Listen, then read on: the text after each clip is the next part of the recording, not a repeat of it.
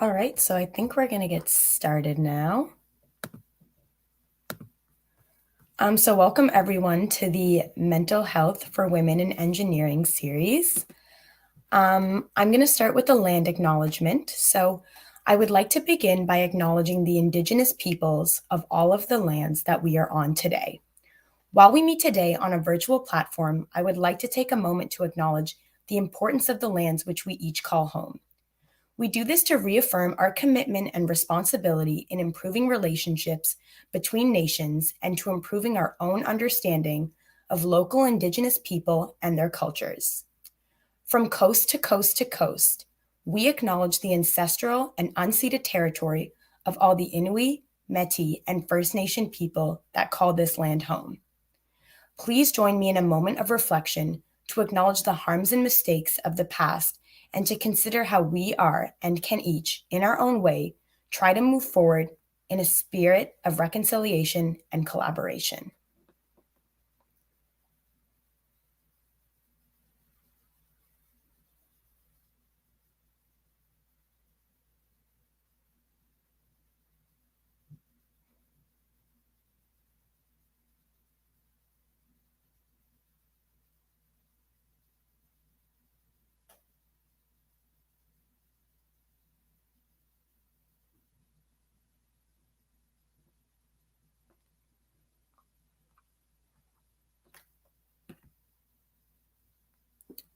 So let's begin now. Hello, everyone. My name is Sapna Natarajan, and I'm from Halifax, Nova Scotia, and currently in my second year of studies in Dalhousie's engineering program. I am very excited to welcome you all to our Women in Engineering panel, Mental Health for Women in Engineering. This is part of a series hosted by our Women in Engineering Society, which brings together youth, students, faculty, alumni, and the public to explore the perception of women in engineering as a whole. Today's panel is focused on identifying the importance of mental health for women in engineering and ways it can be improved going forward. According to the World Health Organization, mental health can be defined as a state of well-being in which the individual realizes their own abilities, can cope with the normal stresses of life, work productively, and are able to contribute to their community. In any given year, 1 in 5 Canadians experiences a mental illness. I also want to iterate that mental illness can affect anyone, regardless of age, gender, race, or social status.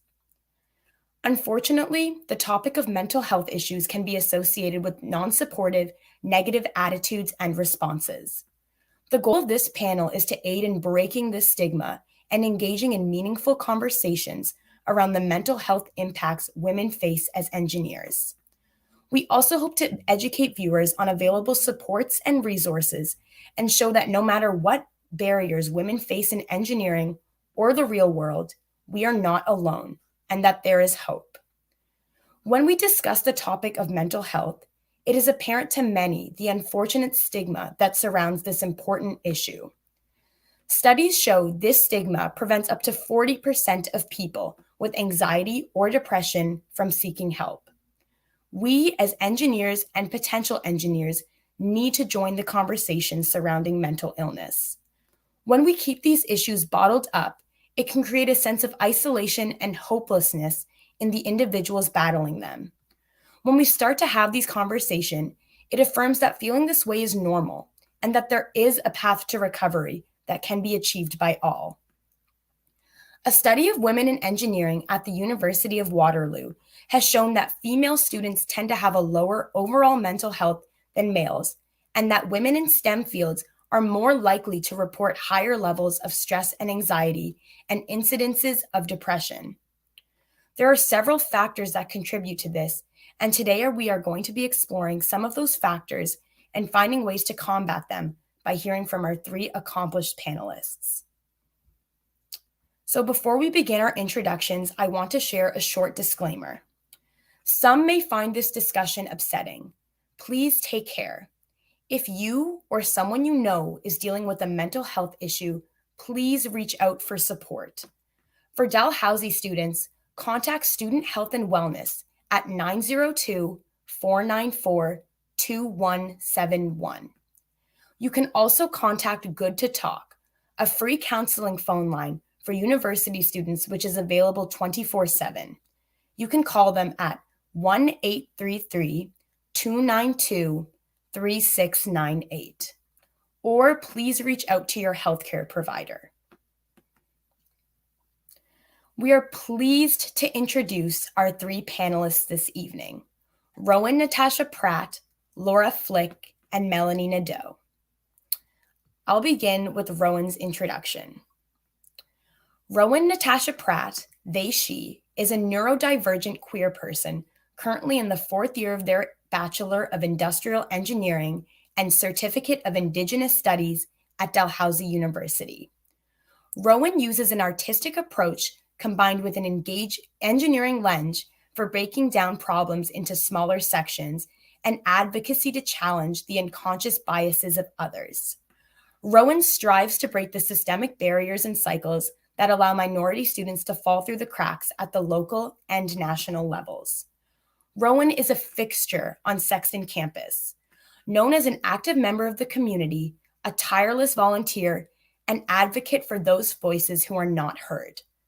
Rowan complements her studies through many leadership positions to make life better for students and currently serves as the Social Issues Commissioner for the Canadian Federation of Engineering Students, CFES. She is also the chair for the Conference on Diversity in Engineering 2021, as well as a member of the Equity, Diversity, and Inclusion Committee in the Faculty of Engineering. They also sit as a student representative on the Planning Committee for the Framework Action Group for the National Standard of Canada for Mental Health and Well-Being for Post-Secondary Students, and the current president of Jack.org Dal-Eng on Sexton campus, a mental health advocacy organization. You will hear more about Jack.org in Laura Flick's introduction. And without further ado, Laura Flick. Laura Flick is a mechanical engineer who graduated from Dalhousie in May of 2020. She currently works as a mechanical engineer in training in buildings and HVAC consulting at CBCL Limited. She is the Student Activities Chair for the ASHRAE Halifax chapter, where she is responsible for K-12 and post-secondary student engagement and exposure to the HVAC industry. As an engineering student in her third year, Laura recognized the lack of mental health-related resources for students on Sexton campus. Tackling this problem head-on, Laura founded Jack.org Dal-Eng, a mental health-focused society with the goal of making Sexton campus a safer environment for students experiencing mental distress. Among her accomplishments, including working with the Dalhousie Health Team to increase resources on Sexton campus and educate students on how to access these resources, she explains her most significant accomplishment in this role was her ability to understand her audience, constructing a student survey, analyzing the results, and utilizing a report and presentation to communicate to the engineering faculty the urgency of this issue. Her advocacy work was a catapult that significantly improved life at Sexton campus. Laura continues to be a mental health champion, joining the Ideas, Inclusion, Diversity, Equity, Advice, and Support Committee at CBCL, providing employees with opportunities to get active educational pieces on mental health and wellness, and even an introduction to meditation sessions. And last but certainly not least, Melanie Nadeau. Melanie Nadeau is a Chief Executive Officer for the Center of Ocean Ventures and Entrepreneurship, known as COVE.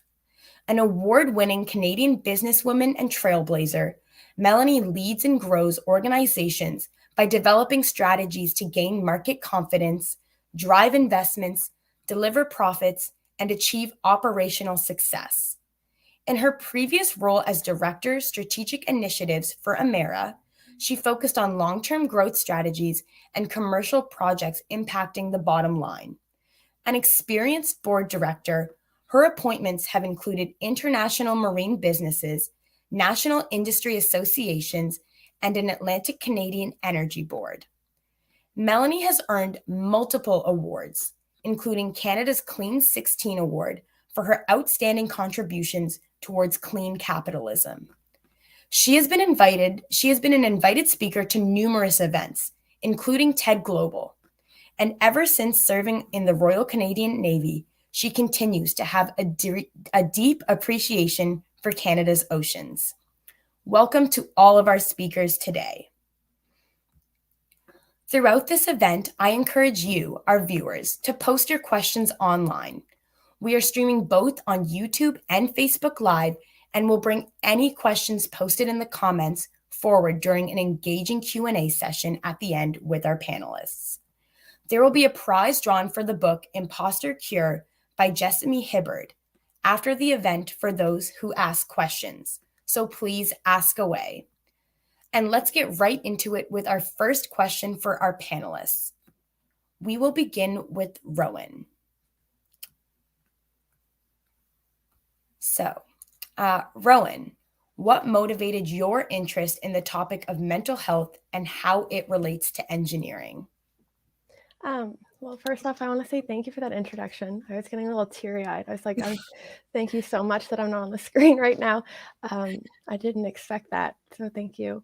You're welcome. Basically, it started because growing up, my dad suffered a lot. He is now on disability because of his mental health, because he was traumatized and abused as a child. And so, generational trauma, and that continues on to the children. And so I don't like seeing hurt. And so basically what I wanted to do was reduce the amount of pain in everyone around me and everyone that I could help. This then led into my joining Jack.org, and Laura changed the game for me because I was there when I've been here forever. I was there when she started it, and I was really bad. I was at the end of the bottom of my borderline personality disorder spiral. I was terrible, and she didn't take that as that was me. She just saw that I was mentally ill. I wasn't invited back the next semester, and that snapped me the heck out of it. So I have her to thank for why I'm still here and why I'm still pushing. And that's why I do what I do. Thank you so much for sharing, Rowan. Next, we'll move on to Laura. What motivated your interest in the topic of mental health and how it relates to engineering?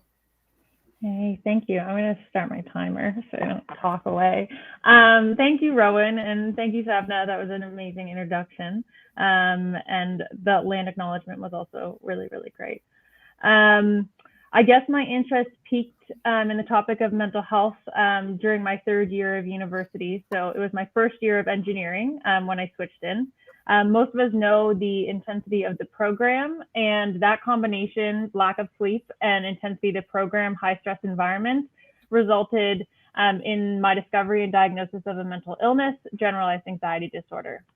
My experience accessing services related to my mental illness at Dalhousie's main campus wasn't without its flaws, but I had a friend who had navigated the system before, and she was a really great help in accessing the things I needed to access. However, with the engineering program in your final 2 years, you move down to Dalhousie's Sexton campus. And I experienced a lot of difficulty accessing services that had once been somewhat easily available to me moving to Sexton campus. Things like finding exam rooms that had no doors and no labels, and having discussions with professors and faculty who couldn't quite grasp what mental health or mental illness was. After talking to a rather large group of colleagues, it was clear that Sexton campus needed some sort of group or society that would be focused around mental health, reducing the stigma within the engineering field, removing barriers to access services, and advocating for what engineering students needed. So I suppose that my initial interest stemmed from my lived experience and the desire to improve the system so that other people who would eventually need to go through the system wouldn't struggle trying to navigate it the way that I did. I know that it's already so tough to get help when you're dealing with poor mental health or mental illness. And it was really important to me that the path could be as clear of boundaries or as clear as barriers as possible. Yeah, I completely agree with that. Thank you. Thank you for sharing. Next, we'll move on with Melanie Nadeau. What motivated your interest in the topic of mental health and how it relates to engineering? Oh, I think you're muted. Thank you for that, and thank you for the introduction. I'm so impressed with the amazing initiatives that Laura and Rowan have started, and also for the team to pull this kind of seminar together, the webinar together. I can tell you, so I graduated from Waterloo in early 2000s, and when I was at school, we never even talked about mental health, and in fact, I don't even think we knew what it was. And so we were, as you expressed, the stressors, people were dealing with a lot of different things. It was not something that was communicated, talked about. I can't recall any supports in place at the time, and maybe there were some over 20 years ago, but it was not commonplace. And then going forward, I guess my career, there's definitely been ups and downs. I can't pinpoint any major event per se, but as time has gone on, I've absolutely noticed the awareness that's been around mental health, the level of understanding, and throughout my different career positions and whatnot, have also generated an awareness not only for the people I work with, but myself, colleagues, people that report into me. And that's a big learning experience, because there's an importance around just being very observant to what's happening and trying to help people in different ways to try to meet their needs. So there's definitely been a whole evolution around mental health. And I think, I'm still learning a lot. I continuously learn.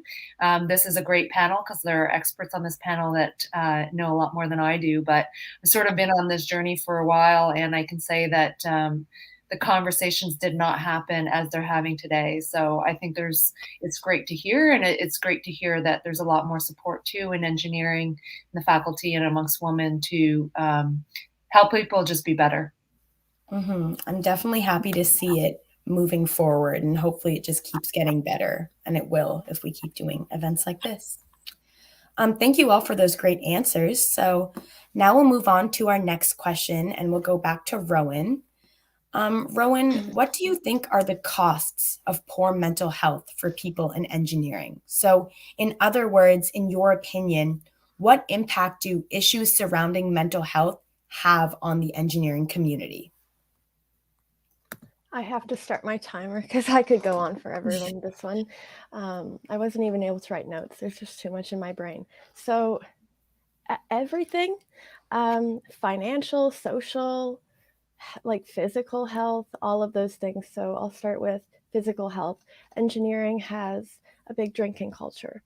So when students start to rely on that to, at the end of an exam, everyone would go to engineering like, oh, I just want to forget about it. No, that's not healthy, and you start to deteriorate. We also run out of time to eat properly. Like I was malnourished because I was so mentally ill, and they're so related. It also affects your confidence because as someone who's disabled because of my mental health, so often I have people who don't understand me, and I take their word for the truth. So for example, they'll say I'm lazy or that I don't do my job, but they don't know what's going on, and they don't even consult me. Let's go into the financial side of things, which I think is rarely brought up in this conversation, but the cycle of poverty and mental illness go hand in hand. And for example, I failed classes because my mental health was so low, and I can't afford to take the classes again, but you have to. You buy food and then you don't eat it. There's this word called the ADHD tax, and I have ADHD, so sometimes I forget I have food in the fridge. But in all those, I've lost friends. I don't want to take up too much time, but financially is definitely a huge cost because of just like if you're so mentally ill, you're going to fall between the cracks. Oh, and there we go. Thank you. Thank you so much for that answer. That was definitely insightful. And yeah, there are a lot of costs. Moving on to Laura, what do you think are the costs of poor mental health for people in engineering? Sure, yeah. So I guess I took this question and applied it to kind of the culture and environment around the engineering education. So I think when we put pressure on students to excel all the time, when we don't support them and their mental health, and a specific example, when we explain to them in their very first class that half of them, the person sitting beside you, is going to fail or drop out or switch degrees, we are encouraging a sink or swim model to students. That is, it's pass or fail, succeed or drop out, take 6 courses, no flexibility, no time for social, sport, or a part-time job. So what is the cost of this? There is a huge group of people that are told that they cannot do it. This group of people might not even take the chance. We miss out on all of those people. And those are people that probably have really great, amazing ideas and creative and unique solutions to problems that we haven't even thought of. And we literally shut the door in their face when we don't talk about mental health and we don't consider mental health into the conversation. I definitely hear you there. That's always brought up at the first year. I even remember it, and it definitely makes you second guess yourself a little bit, but thank you for that answer. Yeah. We'll move on to Melanie now. What do you think are the costs of poor mental health for people in engineering? Yeah, and I'm gonna sort of switch it to women in engineering, because I think one of the times in your career where you're extremely vulnerable is those first probably 5 to 7 years after you've graduated. So university is not easy. It wasn't easy when I went through it, and it sounds like it's still not easy, the engineering degree. But the next couple of years, that 5 to 7 years are really tough because as a young woman engineer, you're very vulnerable because you're generally the minority in your company, in your organization. And unfortunately, that's probably still the case for when I was at that kind of stage in my career. And so the added pressure of wanting to overperform is really constant, which brings along stressors, which brings along also the desire not to complain, not to stand out, not to be anything different than your peers who you want to have the same status of. And so that's a really, really tricky time. And there's a lot of pressure to excel. And I think the big cost around that is not only the health of that young woman, but is also the retention that we have within the engineering profession of women, because all those stressors and the lack of not having peers around and that kind of thing, the added pressures are not helping our overall profession, because the retention rates aren't as good as we'd like them to be to have women that continue on in the profession. And I think a lot gets attributed to that very vulnerable stage. And it's also a stage where, women start having relationships and they're looking at having kids, and all these pressures combined, like it's a very, very hard time. And sometimes career sort of takes the side because you've got to deal with your personal well-being or having a family or whatever that is. And it shouldn't be an either or. And so I think that's a huge cost to our overall profession. Yeah, I definitely hear you there. There's a lot to take into consideration, even during and after the degree. Thank you for that answer. Those were all great answers to that question. Now we're going to move on to another question. And again, we'll start back to Rowan. Rowan, how do you nurture your mental health? Well, I take a different approach to this than the whole self-care, like be kind to myself. And I'm trying my hardest to be kind to myself, because Lord knows I'm the hardest on myself, but I don't think that's the biggest issue. When my mental health gets bad, I neglect things, or things pile up, or I get in this ADHD freeze. And I needed to unlearn the shame. There's no shame in that. It's just, I have to get past that. And also learning to show up as my authentic self, because that was so draining, pretending to be someone I was not.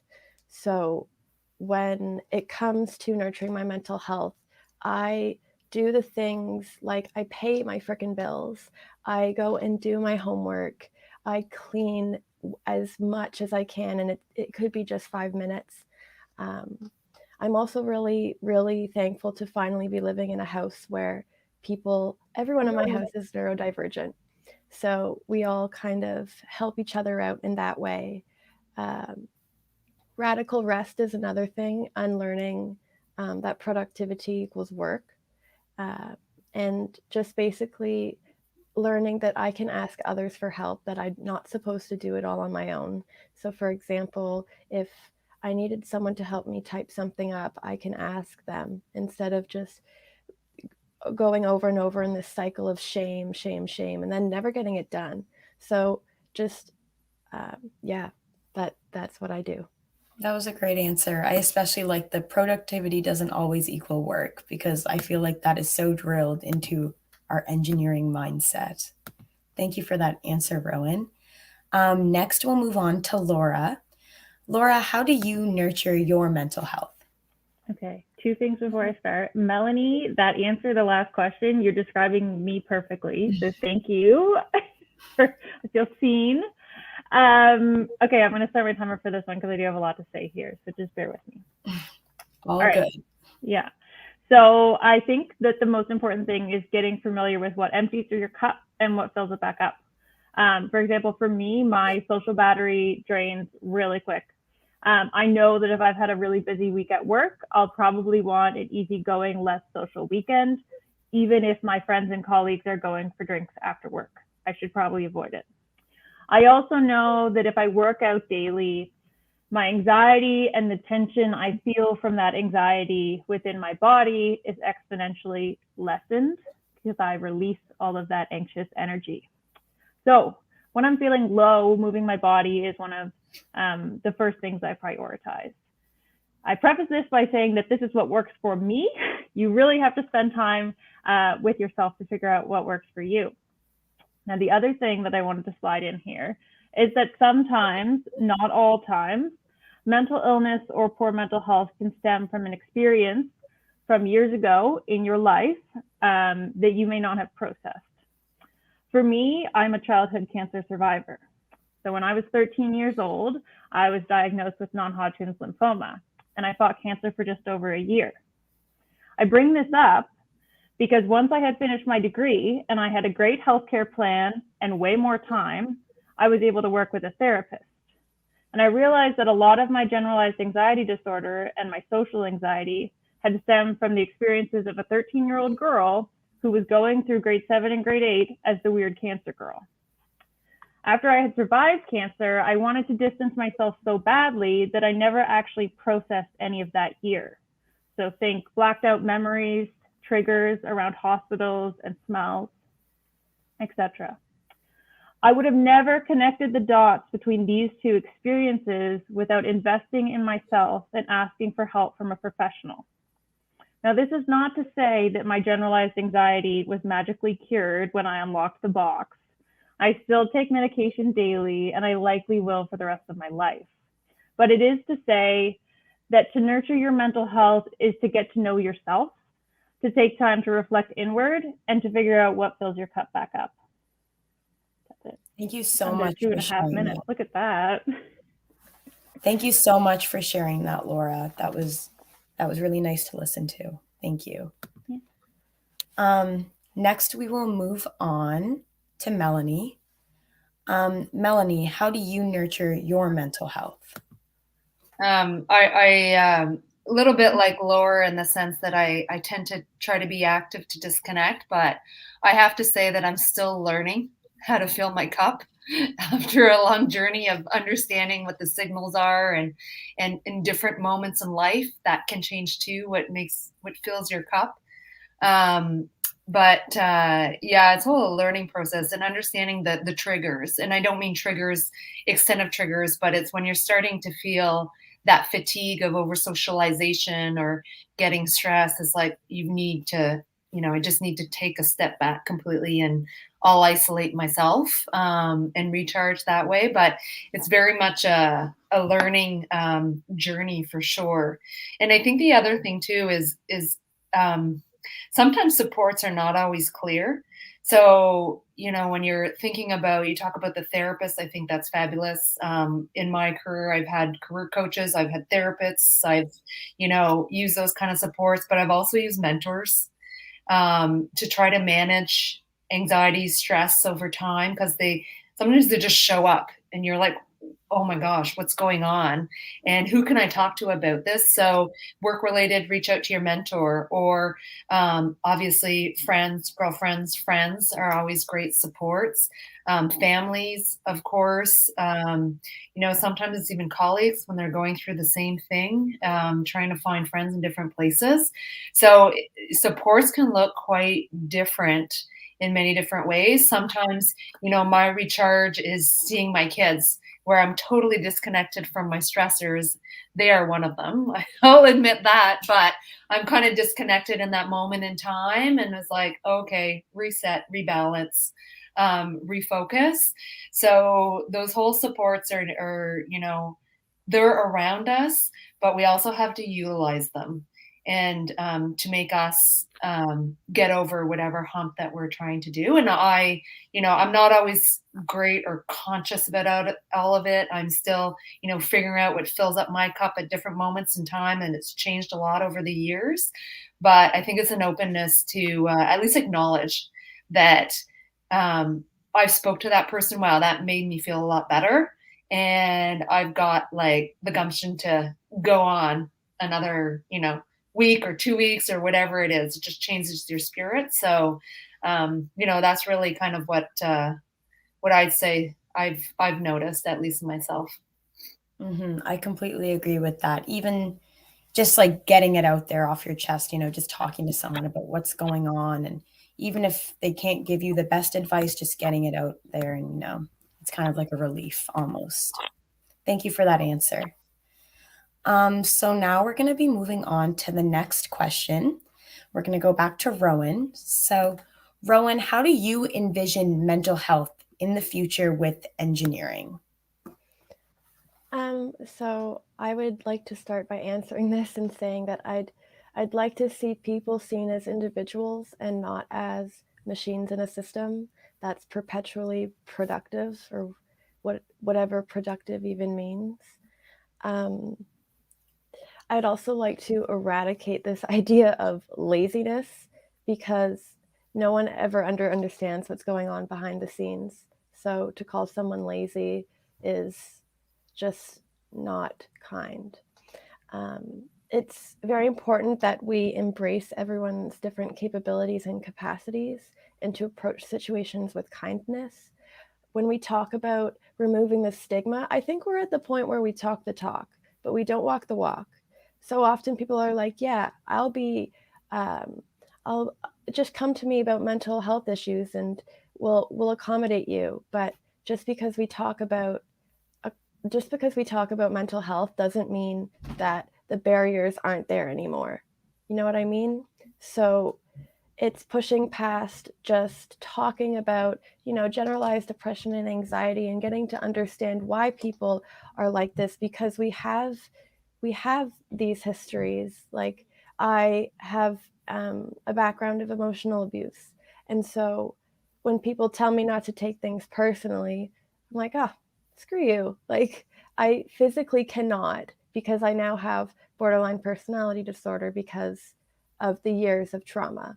And so it's learning to just never assume that you know someone, and taking everything that you can to try and make someone feel safe and comfortable. And yeah, just a place where we don't have to talk about this idea of accessibility.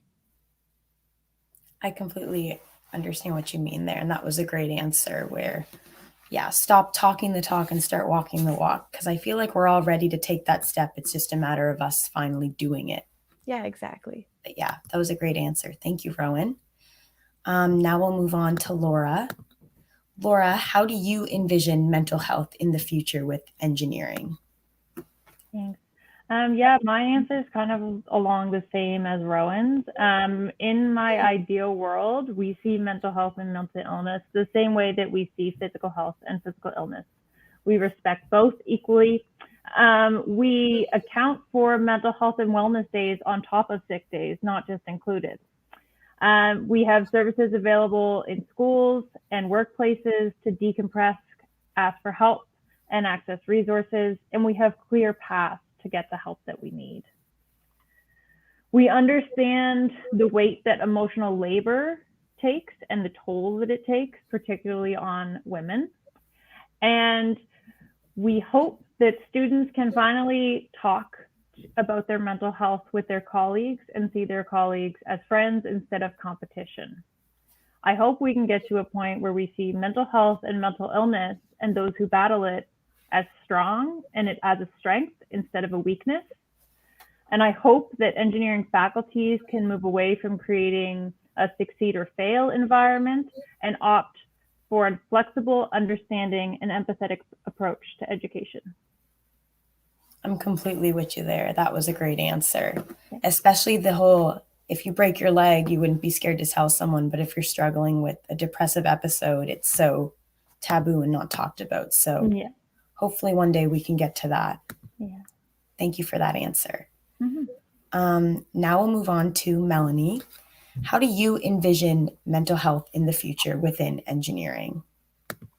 It's pretty hard to follow Laura's comments. I think I would just spread that into the workplace. I mean, I think there's a strong motivation to be inclusive, but I don't know that we fully understand what that means.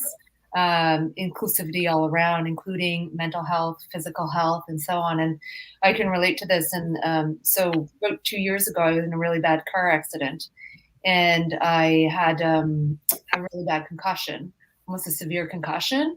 And I didn't have very good cell brain function. And it was very, very hard to explain. And it went on for months.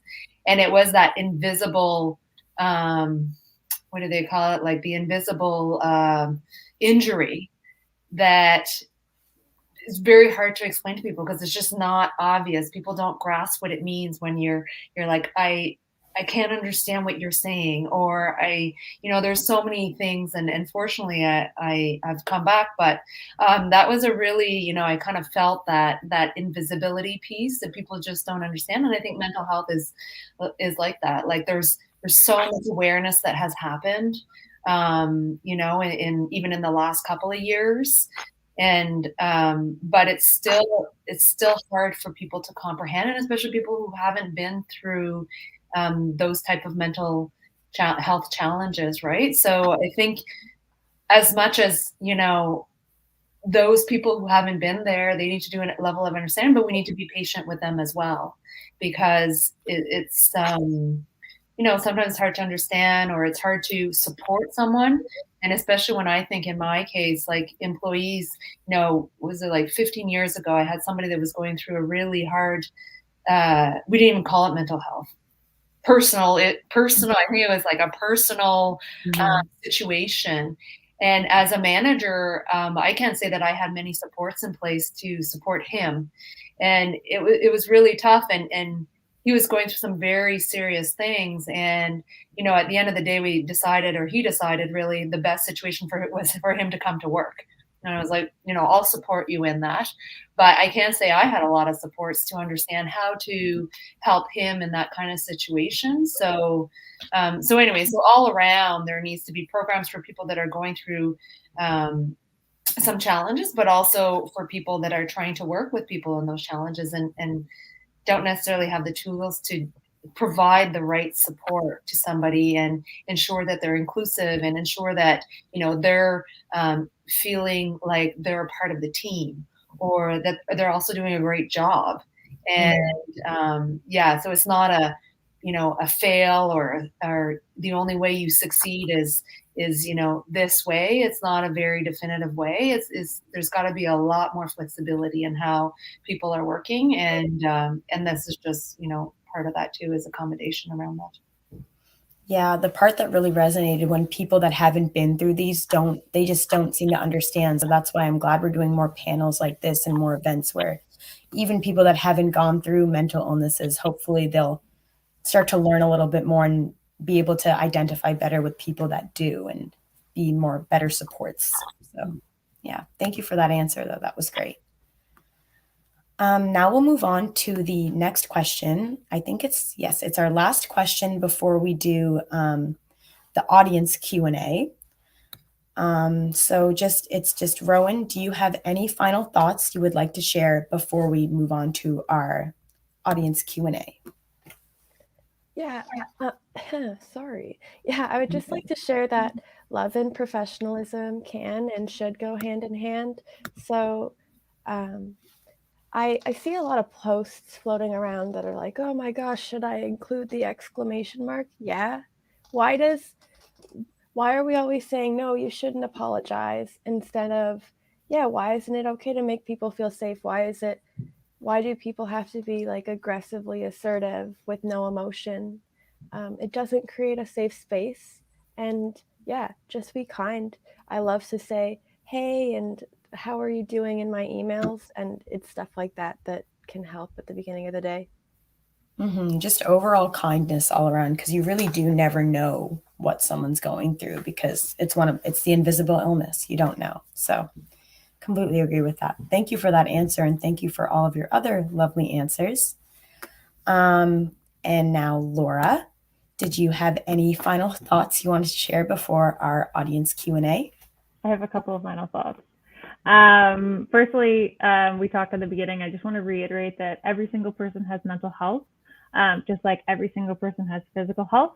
And I would really encourage everyone on this, it's not really a call, but viewing this presentation, to spend some time educating themselves on mental health and mental illness to better understand the difference, and just better understand the overall idea. I also think it's important to note that just because someone is a really big advocate for mental health or mental illness, it's not good to assume that they've had some kind of severe trauma happen to them. I see that a lot, and I saw that a lot when we started Jack.org. We've had people come up to us and say, oh, you guys all have mental illnesses? It doesn't matter. We might have. But it's just like, we don't need to make that assumption. You can advocate for something and learn about something without being directly affected by it. And I think we need more people to do that. The other thing I wanted to say is, like we said, 1 in 5 people will experience a mental illness. We've come a really long way. I think there's still a lot of room for growth. For example, we know generalized anxiety disorder and depression are really commonly talked about when we talk about mental health and mental illness. But other mental illnesses, they're less talked about, and there's still quite a bit of stigma around them. So postpartum depression, obsessive compulsive disorder, bipolar 1 and 2, schizophrenia, and addiction, among others. Most people don't really understand these illnesses, and there's not a lot of empathy or respect around them. I still hear people talk about using the word OCD to describe someone who's organized. They don't understand the weight of the word that they're using. And people still look down on those who are requiring or requesting safe injection sites for people who are battling addiction. So I think we have a long way to go. But I will finish things off with my personal side, that things do get better if you are battling a mental illness or having a tough time with your mental health. 10 years ago, I would have been mortified at the thought of even telling a friend that I was a cancer survivor. 5 years ago, I would not even have understood what mental health was. 3 years ago, I would have laughed if you told me that my experience from 2008 was related to my mental illness in 2019. And here I am today telling a large group of people, most of which are probably strangers, on the internet that not only am I a childhood cancer survivor, but I also live with generalized anxiety disorder, and that is okay. Thank And you. I'm so happy for you that you're able to do that, and probably help so many other people, hopefully following your footsteps as well. So thank you so much for speaking today, Laura, and thank you for sharing that answer. Next, we'll move on for the final question for Melanie before we do our audience Q&A. So Melanie, did you have any final thoughts you would like to share? Well, I'm just going to take one from Rowan, but I really like the point on just be kind and understanding, because we never know what's happening behind the scenes, whether it's the individual you're with or the surroundings they have. So, I mean, that 1 in 5 number means, myself. So I've had some ebb and flows over the years, but I've got family that have mental illness and still trying to understand that and dealing with that. And that's, that might not be obvious when you meet somebody. You don't know what's happening in their day-to-day lives, or, what's happening in their households or with their loved ones or their neighbors. And we're still understanding, as Laura, as was mentioned before, on trying to understand what is mental illness, how are people able to, how can we support people, or are there ways to different kind of, whether it be medicines or different other things that can help support someone to get through certain illnesses. And there's still a lot of unknowns around it, and trials and whatnot that are being done. And I think that we've got to be open and understanding to people that we meet individually, but also their surroundings, because they're probably impacted. All of us are impacted by mental illness. And I like the differentiation as well from mental health to mental illness. We all have a mental health to maintain. And that's also really important. So anyway, so that's kind of my closing thoughts.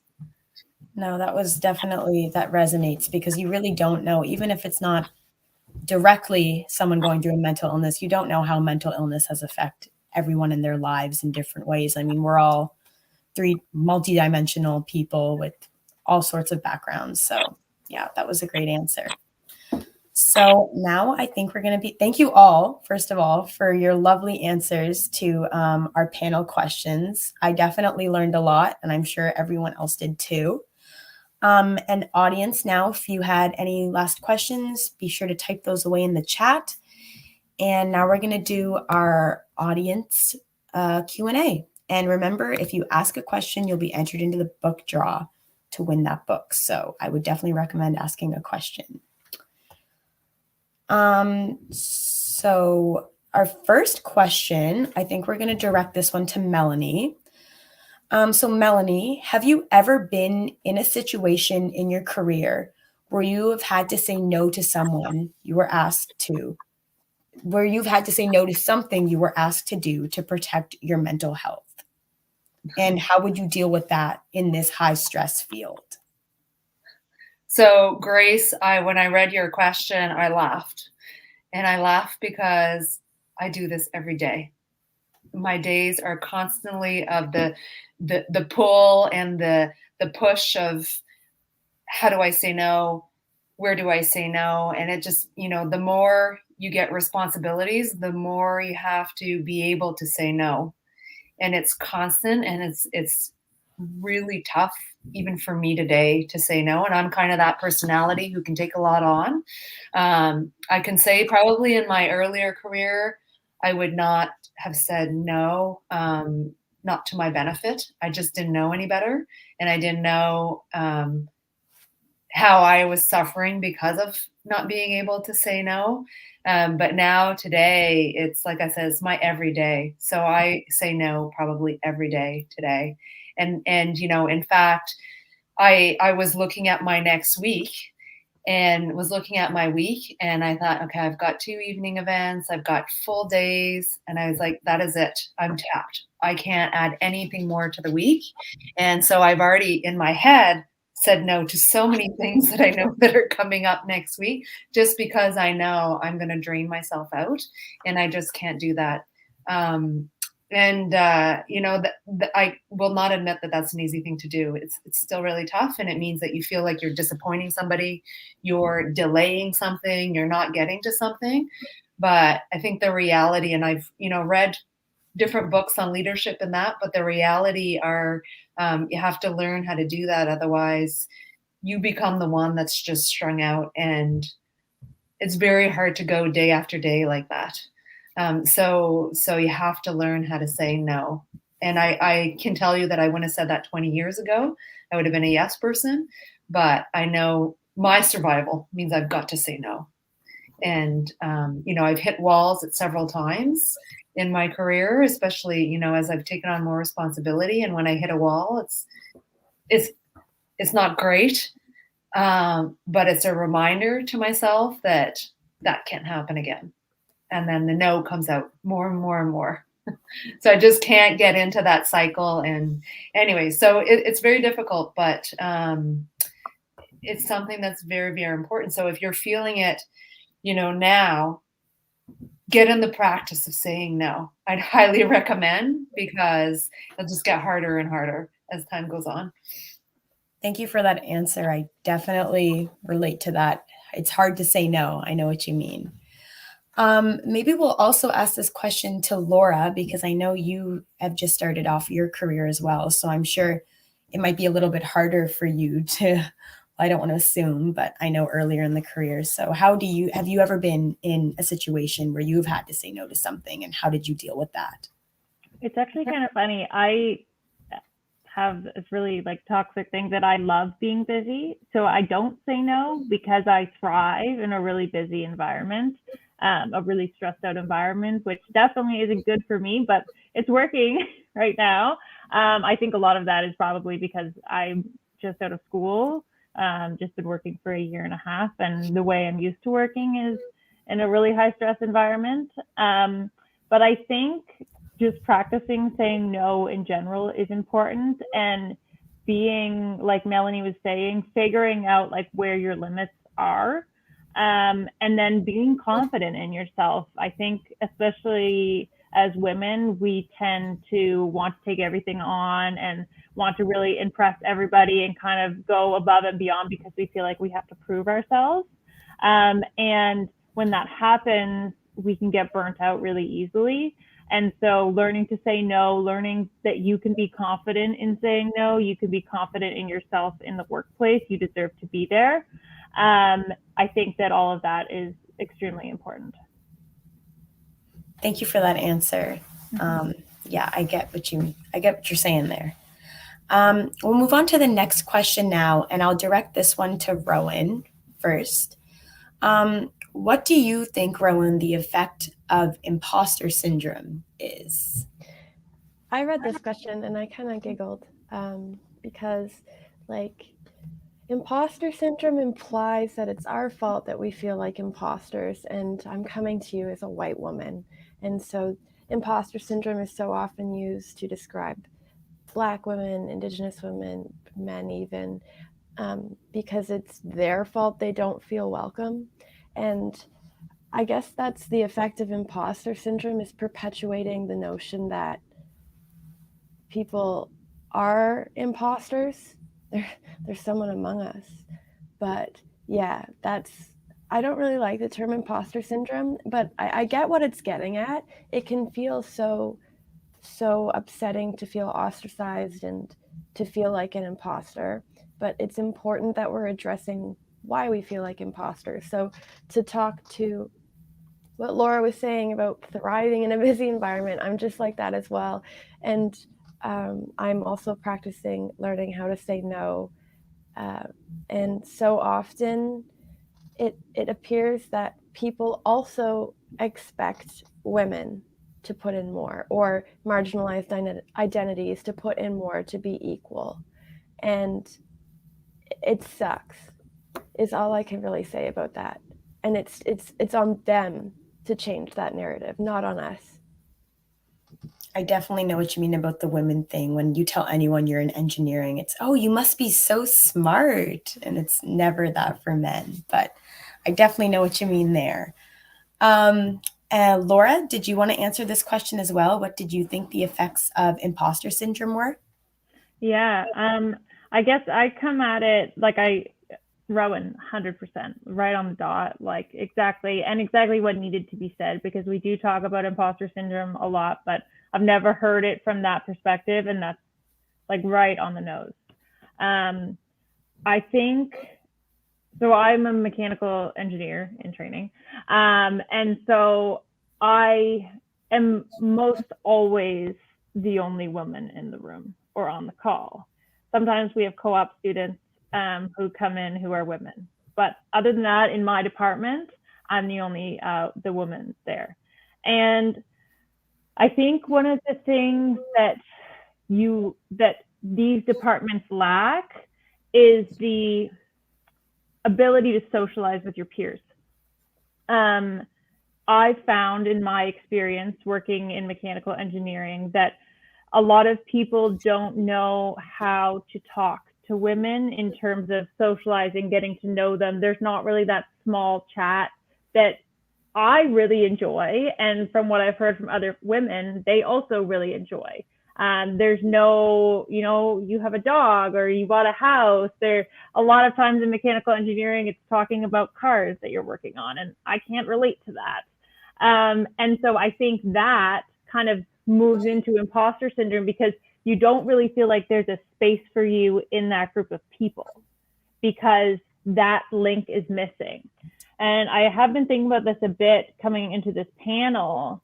And I was trying to figure out, like, okay, what can we do for maybe the general engineering population to learn that small talk, that like engagement with people, the communication. And I know it exists because I did it, the technical communications and stuff, but maybe we need to look at the engineering education and start including something to do with like extrapersonal or what is the word?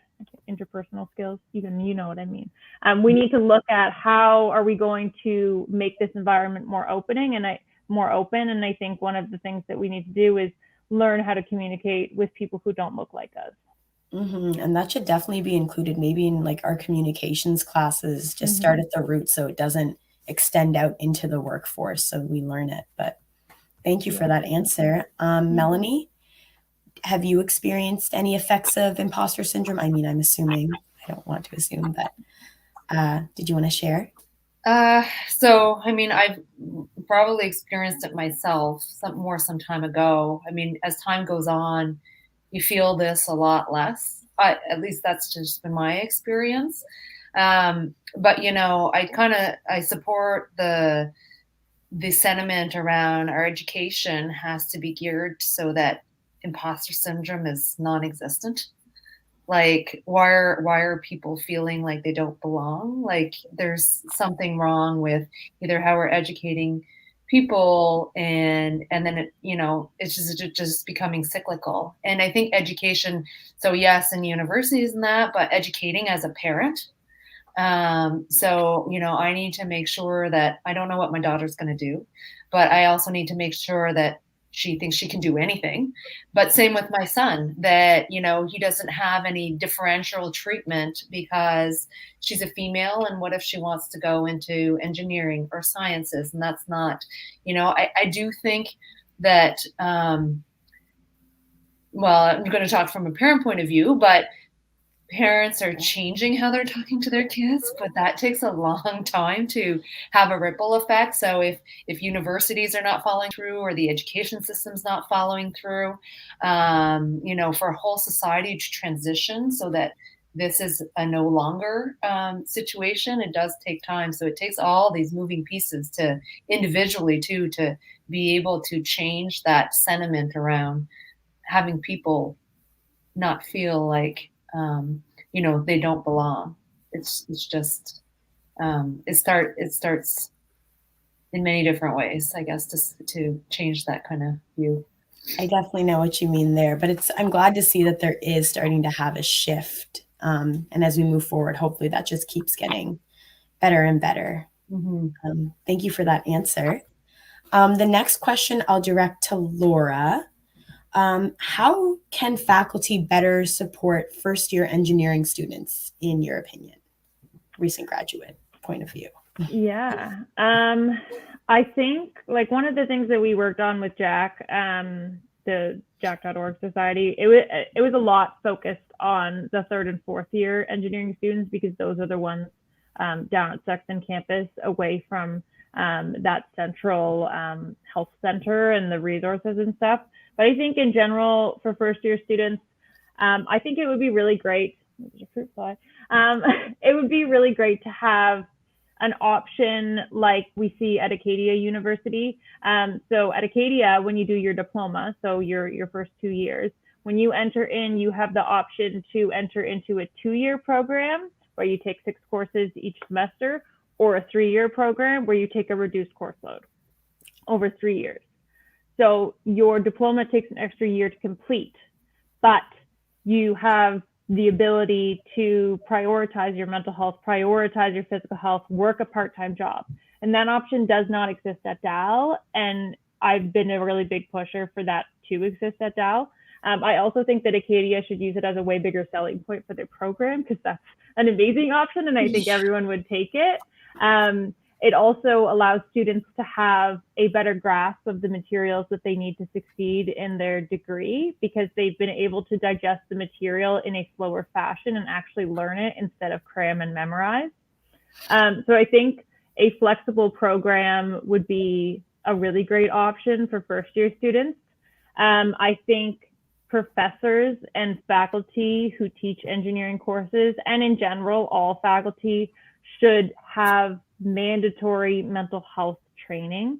It doesn't have to be mental health first aid. It doesn't have to be that they're a therapist, but I think that faculty need to have an understanding of mental health and mental illness, because a lot of times students have to go to faculty to review a test, move a midterm, ask for accommodations, ask questions.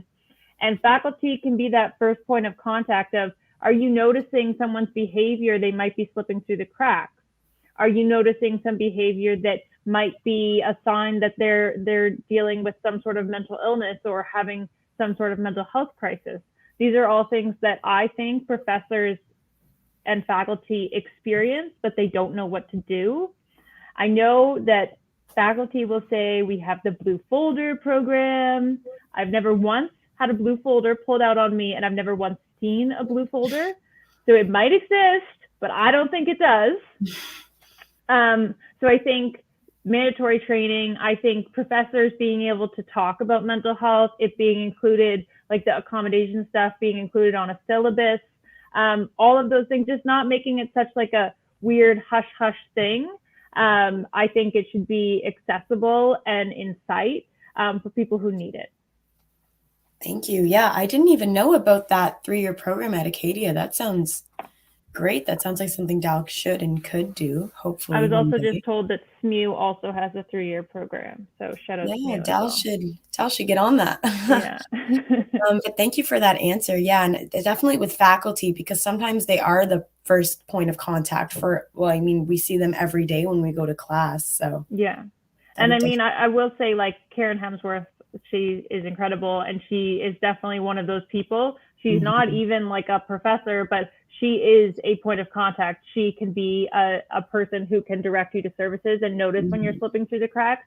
We need faculty and professors to have her level of empathy and knowledge. We need more to assist students. We need more Karen Hemsworth. Yeah, that is true. Yeah. Thank you for that answer. Now I'll direct the next question to Rowan.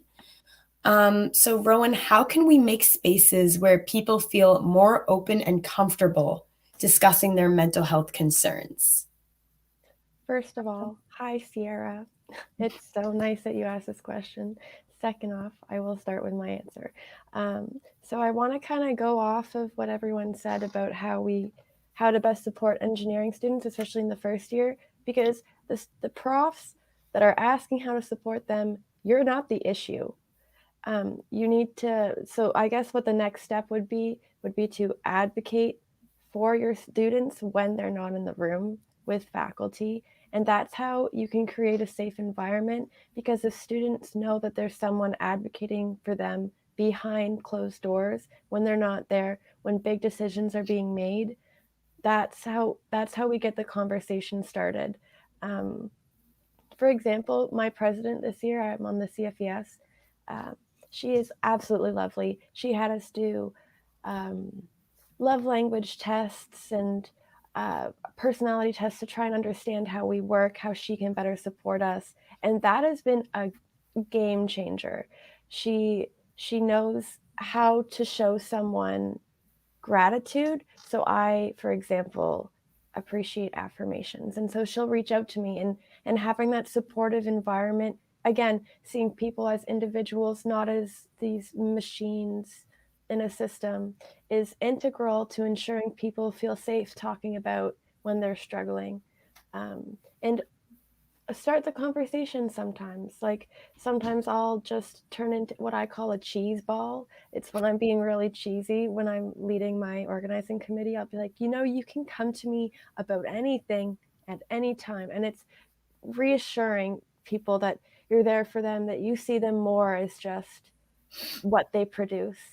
And I think that's how you do that.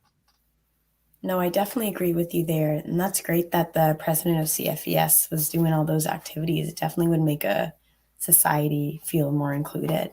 So that's great. Thanks for sharing, Rowan. I'll direct the next question to Melanie. Melanie, do you have any suggestions for how to bring up mental health concerns in the workplace to an unreceptive manager? That's a tough one. Yeah, it sounds like we could probably take this one offline, Denise. But I think about, when I've been in positions of, I am in a position of management, obviously, but have been in different positions. Being honest, and I know it's so tough. And if your manager you think your manager doesn't want to have anything to do with it, or may penalize you in any way. The reality is, though, when you're managing a team, assuming that person is a decent manager. So I'll start with that premise. When you're managing a team and managing individuals, you look at it as a whole. So sometimes it's not just a person, it's the whole, or it's not just necessarily one person, it's the whole.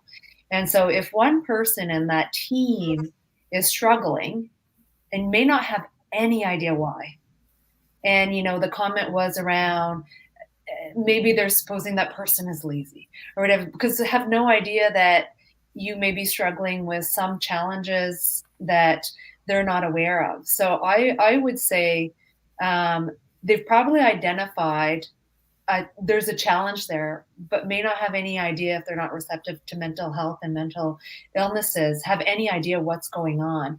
So I think it's actually probably a big benefit, not only to you to be able to express that and get the proper support in place, but the manager should be quite receptive, because then they can actually take a better approach to how the team can perform, or how they can support you, so that you're able to perform as part of the team. So, there's actually a bigger win at the end of the day if you're able to support your staff.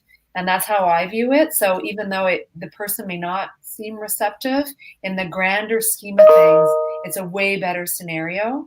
And managers, when you lead high performance team, or you strive for high performance teams, the team has to operate well and that sort of thing, but people have to be happy. They have to, want to come to work. They have to want to do work. They have to want to work with their colleagues. And, and managers or leaders are responsible for making sure that is working. And so if some person is struggling in there, it's not causing that to work well, and they sometimes may not know what's going on. So I think you'd actually, I don't want to suppose, but I think you might actually get a lot more support than you think from that manager. And, if the manager is just horrible, period, then go talk to somebody else and figure out how you can get support in the organization, in the workplace. maybe not talk to the manager, talk to the manager's peer, or, if it has to come there, the manager above.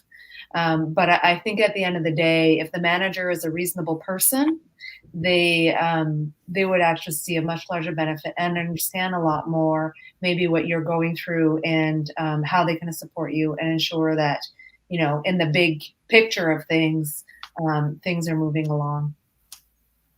Definitely. And on the point of talking to someone else, always like human resources or something. I just know that because my mom works in it, so she gets those requests on occasion. Now I'll do this question. I'll ask all three of our panelists. So we'll start with Laura. Do you find comparison in engineering takes away from your mental health?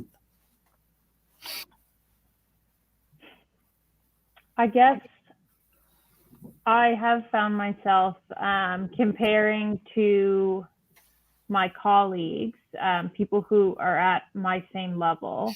I try not to. I think we're kind of like told not to. I don't think that we should.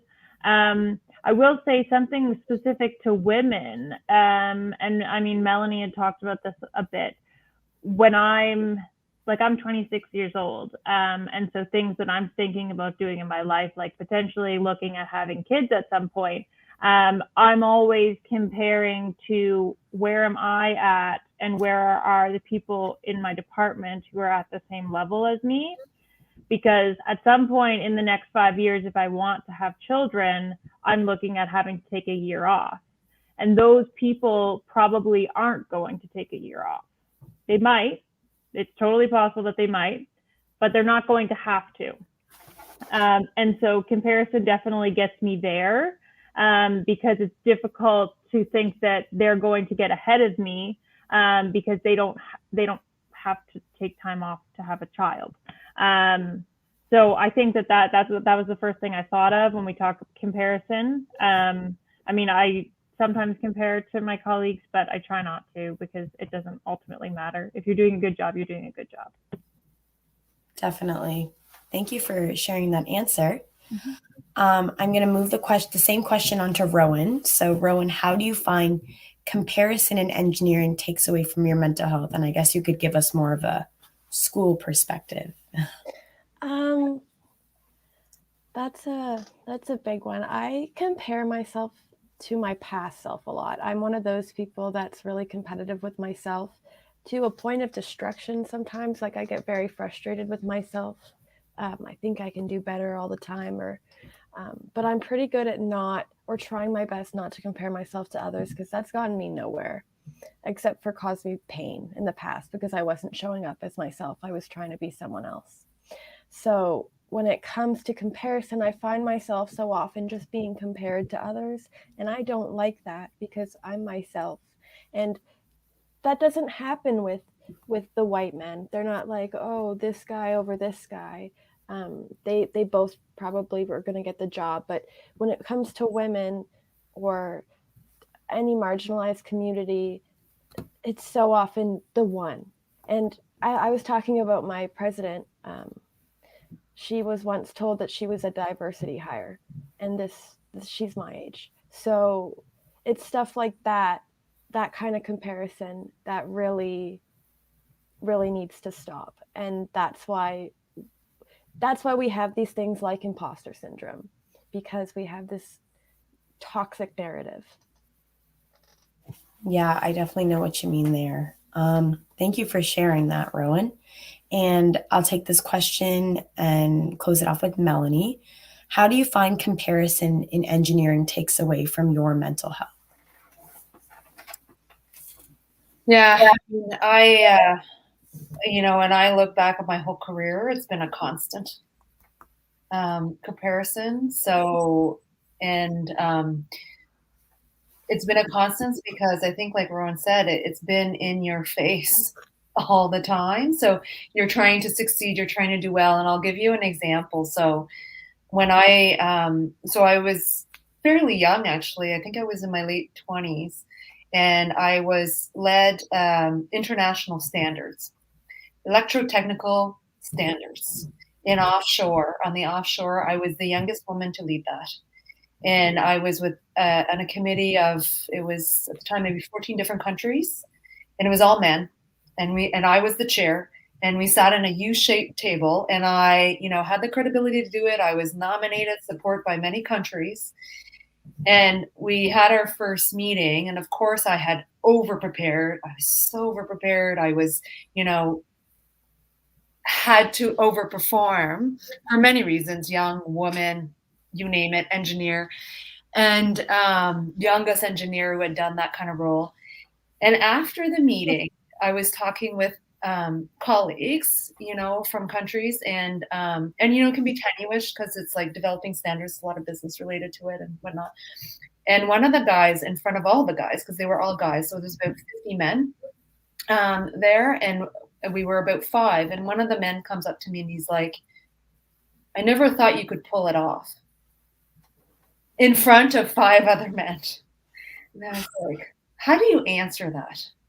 And in my head, I had worked so hard to do a good job, and I, probably worked more than anybody else to try to do that.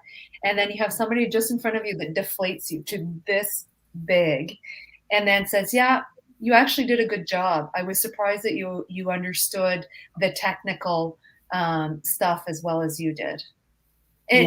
Just no response. There's absolutely no response. So, there's so many moments throughout the career that kind of stuff happens. Unfortunately, it's in my career, it happens to me, still happens to me. And so it's really hard to not do that comparison piece. So whether you're in the stage of having kids, I went through that. It was a really tough time. I had kids in my late 30s. I was very career focused. It was very tough. A lot of pieces on that career, maintaining career, comparing to different colleagues, how you're not moving in a certain direction and others are, and that kind of stuff. So that was really tough. Even now, now I have more confidence where I will say, "Are you serious? Did you just say that? Did I hear you correctly?" But sometimes it depends who's saying it, right? So you're sort of cautious of your sanity, or you're cautious of your environment, so you don't kind of blurt it out. But I'm definitely call people out a lot more than I ever did now. But it still happens. Like, it's happened to me constantly. It's still happening, and I don't know how to get out of that because the surroundings keep reminding you. Yeah, it's hard. Right? Like we still haven't transitioned enough where people aren't saying stuff like that, or they're not really feel like one day. Hopefully one day with all this education and moving forward. Hopefully. Thank you for that answer for that question.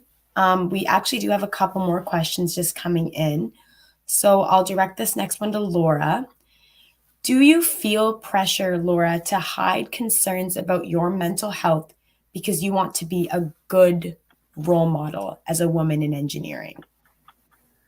I guess I would say no, but I also am quite an open person around my mental health and my health in general.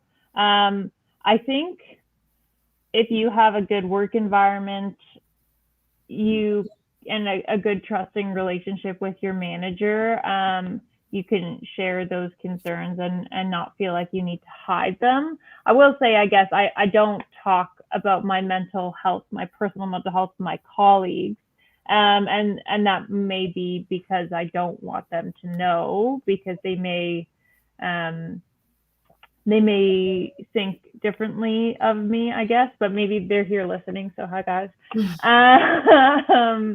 But in terms of, I think as women in engineering, there is a lot of pressure to be a good role model for other women in engineering, oftentimes feeling like if you were to switch fields, it would be kind of diverting from the mission, which is to increase women in engineering. So I think there's a lot of pressure there. But for me personally, in my role, I don't feel a lot of pressure to hide it with my manager, but definitely am not as open with my colleagues. Thank you for that answer. We'll direct that question also to Rowan, and then a final question for Melanie, and I think then we'll close off the session. So Rowan, do you feel pressure to hide concerns about your mental health because you want to be a good role model as a woman in engineering? I would be lying if I said I don't hide things. I do come across as a very open person, but there's a lot that people don't know. And I don't really think honestly, they don't deserve to know. That my energy is my energy. But that has gotten me into trouble sometimes. And Melanie, I can't believe you had that experience. I would have just pushed the guy over. But yes, I definitely do feel pressure to hide my mental health, because as much as people do say they're there to understand, there's a lack of empathy still in this field, especially. When people do say they're struggling, it's productivity is always, or most of the time, it's valued over the person. And I think we need to stop seeing people as replaceable and work as if you're there to support them and help them, no matter what point of the journey they're on. Mm-hmm.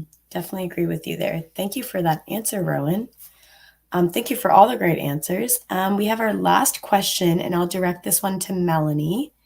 What do you look for, Melanie, in a company to show they care about their employees' mental health?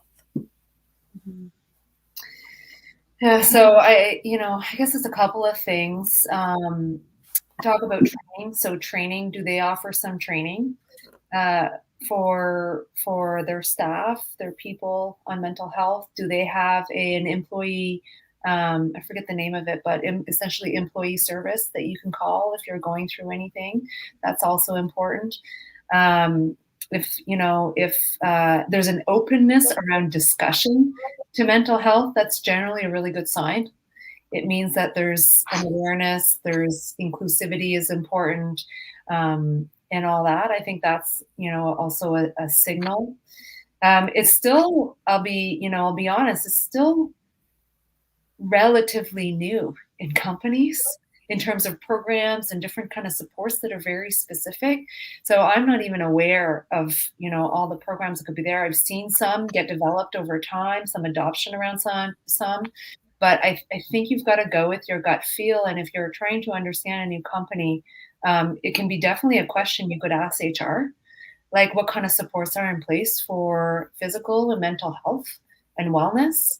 And I think that's a very, very fair question. And it might not be so programmatic. It might be more a cultural thing that from a culture, you don't need necessarily all these programs or anything that's so specific that's in place. It might just be more about the culture is very inclusive, and that's the type of place that you'd want to work. So I don't know that it's one specific thing. I think that you really have got to go to your gut and ask questions about what kind of supports are there in place around wellness, and what is management reaction. For example, we had that earlier question. I think that's a great question to ask when you're going in through, when you're in that second phase of interview or something and wanting to learn more about a company. That's a great question to ask. What kind of supports, how does management feel about mental health, et cetera. And the other person on the other side should be very prepared to answer that. And that will give you a good indication on not only culture, but other programs that might be in place to help support anyone going through anything. Thank you for that answer. And I lied. I think we'll also direct this question to Laura, as she just entered the workforce. So maybe she can share a little insight on someone new looking for a job. And I'm assuming you care about working for a company that does value their mental health. So what do you look for in a company to show they care about their employees' mental health? Yeah.